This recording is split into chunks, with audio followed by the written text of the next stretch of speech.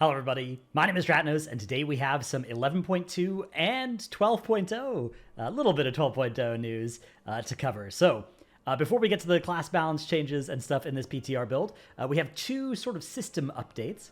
One is Valorstones are no longer reset upon the start of a new season, which means you can go into the new season with the full cap of 2,000 Valorstones. It makes upgrading in those first few weeks or days probably a little bit easier.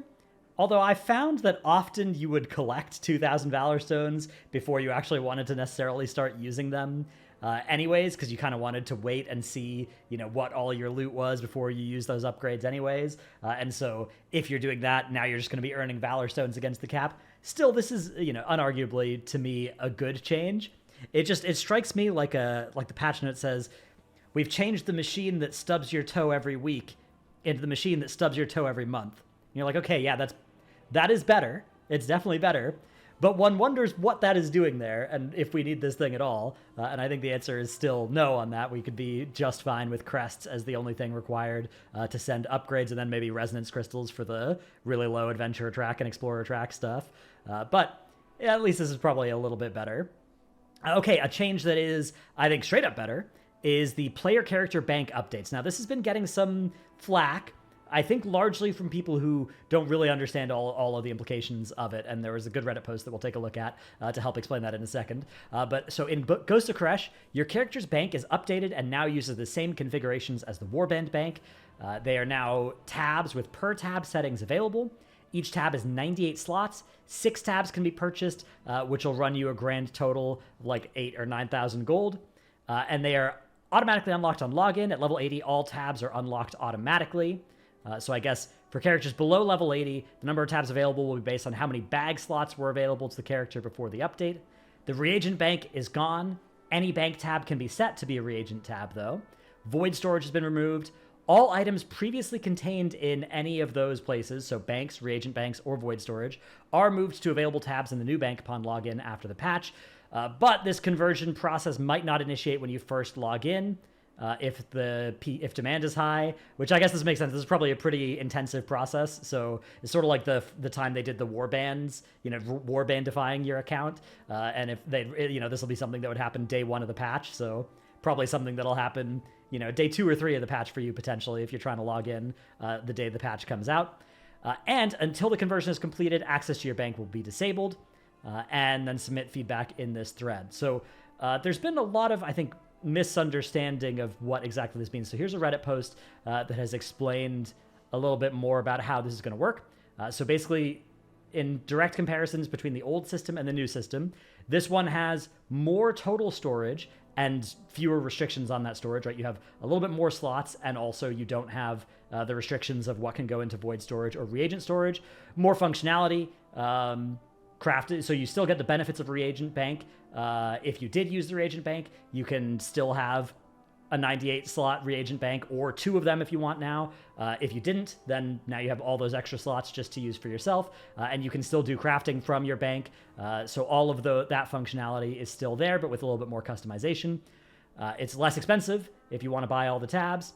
It's simpler, right? You just have your bank instead of the void storage, which is always, the void storage has always been a little bit of a weird kind of feature. And yeah, so that's good. And then it's, if you already are level 80, you get the tabs for free. So you're not even going to have to pay the 9K to rebuy them or anything like that. There are a couple of downsides, one of which they didn't point out, but so they point out tailors losing profitability on crafting bags, which is a little bit of a downside. Like it's sort of like how enchanters lost profitability on making enchanted crests when they just made those not an enchanting recipe anymore. I think just like with that change, the upsides outweigh the downsides, but hopefully there will be some more, value added in, especially for enchanting, but tailoring as well, maybe need some buffs. Once housing comes, I'm sure there's going to be, infinite profitability windows for a lot of professions that don't have as many right now, because there's going to be a lot of furniture and stuff that each one I think will be able to do. The other one is basically you can lump this into the concern of like they're going to screw up in some way, and I'm going to lose some stuff in my tabs. There was a problem with the guild banks happening where items got munched by the game. Here, this Reddit post tries to argue that that's less likely with this one and also less likely to be permanent. If there are problems, the guild bank has a lot more kind of restrictions with how it works because multiple people can be accessing it at the same time, whereas individual banks should, in theory, be less dangerous for Blizzard to be messing with and easier for them to restore if they screw it up. That being said, it's always still possible for them to screw it up. The other downside, of course, is this line here of you might just lose access to some of your stuff for an unknown amount of time upon the patch actually launching. So that's definitely a downside. And also you have to resort all your stuff potentially. That's definitely a downside. On the whole, I'd say these represent pretty minimal downsides compared to the scale of the upside of just making the system much more intuitive, better across the board. But it is something to think about. I think the big thing to think about is if you have anything that you really could not lose, like you have a corrupted Ashbringer in one of your banks or your void storage or something, maybe put that into your character's inventory before this patch actually comes out. And the other thing is if there's anything that you just want to have access to for the first couple of days of the patch, take it out of your bank and have it in your character's inventory or put it into your war bank potentially because it might be inaccessible for a couple of days. So those are downsides, but overall I think net very big upsides, and it'll be a lot simpler and better of a system than the one we have right now.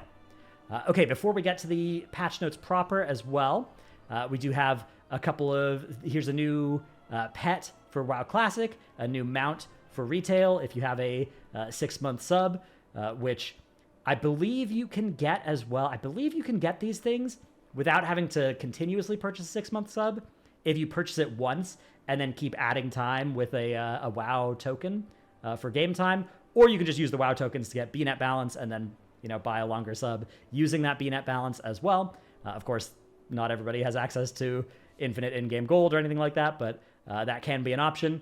If you're paying for your WoW sub with IRL money, you're already getting a better deal on these longer subscription deals anyways. And of course, you'd miss out if you were planning to just unsub during the content droughts. There's no content droughts anymore. You'd miss Dastardly Duos if you had unsubbed last month, and nobody would want to miss that.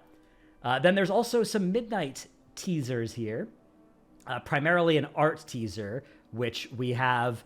So basically, they've announced that at Gamescom, there's going to be Creator Clash Live, housing demos, Midnight expansion reveal and gameplay showcase, and the Midnight cinematic are all going to come out at Gamescom, which is going to be during the Race to World First, unless the Race to World First ends very quickly. So might be something that I don't actually create any content on this channel for, because I'm probably going to be very busy with that at that time. But this Wowhead post has some cool zoom-ins of the things we can see here. First of all, it very much looks like Silvermoon City is the location of these like void elemental things where they're attacking, which makes sense. I think we already knew that there was going to be stuff happening in that area of the world in Midnight. And yeah, we've got some void elementals here. So maybe Silvermoon City is going to be destroyed or under attack of some kind. I hope they don't destroy it, but it is very likely that area of the world is the oldest. It's like that area, Outland, and Bloodmist Isle and Azure Mist Isle are the oldest parts of the game that are still in, back from the Burning Crusade. So I wouldn't be surprised if we see a full-scale reworking of that area, throwing them onto the Eastern Kingdom's continent and making it so that you can actually fly in that area, or maybe not throwing them into that continent, but making it a separate continent, but you can still fly in it up to Isle of Keldanas as well. My hope is that it doesn't permanently destroy the golden radiant silver moon, even if it is under attack, because I do like that. And I feel like you don't get that kind of, like, there's a lot of kind of grimy, dingy, voidy areas in WoW that we spend a lot of time in, and I think, yeah, I like the change of pace of this, and rather than see it destroyed and turned into ruins or whatever, like they did with Teldrassil and other cities, Theramore, the Undercity, over the course of the game's history. But we'll have to see how exactly that turns out and what exactly happens with this. Of course, it's all just speculation based off of zooming into an image. Who knows exactly what that's going to look like? Just because a city is under attack as well doesn't mean that it'll get destroyed or anything like that. But yeah, it does look pretty Silver Moony for sure. Okay, let's take a quick look as well at the actual class tuning in this PTR build, the 11.2 PTR build as well. So up first, we have Death Knight. getting a slight buff on Mograin's D&D, a slight 50% buff on Mograin's D&D, and Unholy, an issue where it was double dipping from Unholy DK Mastery. Frost, some bug fixes slash benefits of Shattering Blade benefiting on the second strike of Frostbane, and you can't click off your Frostbane anymore. Unholy, Legion of Souls now summons a Magus of Dead when talented. Unholy Aura now increases the damage of Whitemane's Undeath. Reaping minion damage increase effect on Soul Reaper Explosion now increases the damage of Whitemane's Undeath. There's a lot of words in a row, a lot of nouns in a row here. Mastery Dreadblade now increases the critical strike damage of Whitemane's Undeath and Unholy Blight. Plague Mastery now increases the critical strike damage of Unholy Blight. And fix an issue causing morbidity to not function correctly with Super Strain Blood Plague. So a lot of kind of tweaks to the different DK stuff here. Druid, we actually have a pretty substantial nerf here to the Manaforge Omega 2 set here, now capped at 50 times base spell power instead of 50% of health. So to the Keeper of the Grove hero talent here. Scale Commander. The tier set bonus was unintentionally incentivizing players to deep breath for as long as possible. The following changes are intended to discourage deep breathing long after you've already flown over your enemies. So Command Squadron will no longer pyre enemies behind you. The damage on that pyre has been increased by 40%, and it is no longer possible to slow yourself down to walking speed during Deep Breath or Breath of Eons. My understanding, though, is that it is still going to be correct to Deep Breath for a really long time, and you're just going to want to start your Deep Breath from max range now. So we'll see if they come up with an answer to that as well, or what exactly this is going to look like. Hunter, Dark Ranger, BM. Black Arrow damage is going up. Phantom Pain damage is going up, and the Bell Tolls damage is going up as well. Pack Leader, Better Together, getting buffed. Dire Summons, getting buffed. Yep, getting buffed for serve. And then the 2-set stat bonus is getting nerfed, and the 4-set now functions on the Dawnbreaker ship and the Rashanan fight. I love how every single ability has to be fixed to work on the Dawnbreaker ship, and they can't just, like, make the Dawnbringer ship a place where stuff works. It's like that area. It reminds me of Necrotic Wake, where the Necropolis in Necrotic Wake was just another area where, 50% of ground targeted abilities just did not ever work in that place. Beast Mastery as well. We're getting a 4-set nerf to Stampede. Sentinel, the 2-set buff is now removed on gaining the 4-set buff, but the 2-set bonus is being increased to 30% from 20%. And then finally, BM is getting a 3% aura nerf, and Huntmaster's Call is being nerfed as well. They're nerfing the size of the buffs in half, and the duration of Hattie and Frenir by a third as well. So in total, a massive nerf to Huntmaster's Call there.